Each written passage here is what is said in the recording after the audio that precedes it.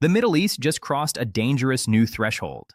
For the first time since the United States and Israel launched their military campaign against Iran, American troops stationed in Syria have come under direct cross-border rocket fire. 7 rockets, 1 burned-out truck, and a region already on edge, now pushed one step further toward open regional war. Today, we're breaking down exactly what happened, where it happened, and why this single attack could signal a major escalation in an already explosive conflict. Stay with us, because the full picture is more complex than the headlines suggest. On Monday, at least 7 rockets were launched from the Iraqi town of Rabia, spelled Rabia, located in the northwestern corner of Iraq, near the Syrian border. The target? The Ramallah military base in northeastern Syria, one of the key U.S. military installations in the region. 2 Iraqi security sources confirmed the attack, describing it as the first of its kind since the U.S.-Israeli military campaign against Iran began. Shortly after the rockets were fired, Iraqi security forces moved in and seized the launch platform, a rocket launcher mounted on top of a burnt-out truck, in the Rabia district, west of Mosul. Authorities believe this was the very vehicle used to carry out the attack. Now, 7 rockets might not sound like a massive military strike, but the significance here isn't just the number of rockets. It's the geography, it's the timing, and it's what this attack represents. Let's put this in context. Since the U.S.-Israeli military campaign against Iran began, there have been retaliatory strikes, but they've largely stayed within certain boundaries. Iran has hit Israel. Iran has targeted Gulf Arab states that host U.S. military installations. Hezbollah, the Iran-aligned militia based in Lebanon, has launched cross-border fire into Israel. But this attack, rockets fired from Iraqi soil into Syria targeting American troops, is a new chapter. It is the first confirmed cross-border attack targeting U.S. forces in Syria since this conflict escalated. That distinction matters enormously, both militarily and diplomatically. Iraq and Syria share a long, porous border. And while Iran-aligned militias have operated in both countries for years, using that border as a launch pad to directly strike U.S. military positions marks a significant shift in tactics. Let's talk about the location, because it tells us a lot. Rabia is a small town in northwestern Iraq's Nineveh governorate. It sits right on the Syrian border, which is exactly why it was chosen. Mosul, one of Iraq's largest cities and the site of the infamous ISIS stronghold that was recaptured in 2017, is located to the east.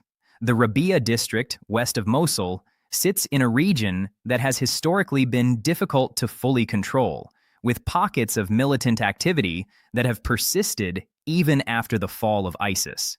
The fact that a rocket launcher could be positioned there, used to fire into Syria, and then abandoned on a burnt truck tells us a few things. First, this was a planned, deliberate attack. You don't haul a rocket launcher to a border town on impulse. Second, the attackers expected they would not be around to retrieve the equipment. It was likely a hit-and-run operation. Third, and perhaps most importantly, someone with resources, coordination, and cross-border knowledge was behind this. That points toward an organized militant group, almost certainly one with ties to Iran's broader network of proxy forces.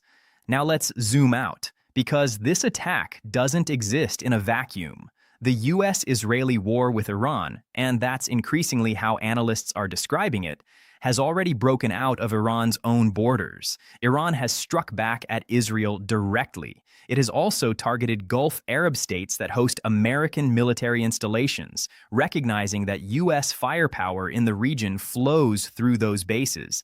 Israel, for its part, has launched fresh strikes in Lebanon after Hezbollah, the Iran-aligned Shia militia, fired rockets across the border. That front, which many hoped might stay relatively contained, is once again heating up. And now we have rockets flying from Iraq into Syria, targeting U.S. soldiers. This is what a regional war looks like in its early stages. It doesn't always start with a single dramatic moment. It spreads gradually, then suddenly, through proxy attacks, cross-border strikes, and escalating retaliations that each justify the next move. Iraqi security forces have seized the launcher, but as of this report, no group has officially claimed responsibility for the attack. However, the pattern is familiar. Iran maintains a sprawling network of allied militias across Iraq and Syria, groups that have, for years, carried out attacks on U.S. forces when tensions with Washington or Tel Aviv rise. These groups operate with varying degrees of coordination with Tehran, but the timing of this attack, coming directly after the U.S.-Israel campaign against Iran, makes Iranian involvement or encouragement extremely likely. It's worth noting that Iran has repeatedly stated it will respond to military pressure not just on its own soil, but through the axis of resistance. Its term for the network of allied forces stretching from Iraq and Syria to Lebanon, Yemen, and Gaza. This attack fits squarely within that doctrine. The big question now is, how does the United States respond?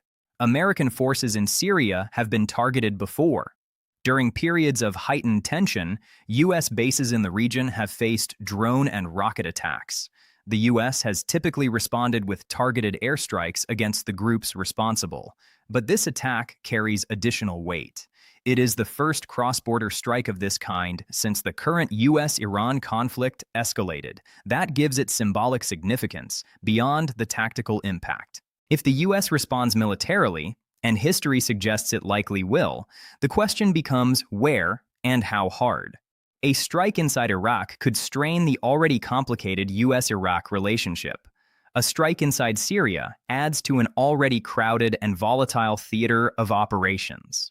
Meanwhile, Iraq's own government faces a difficult position.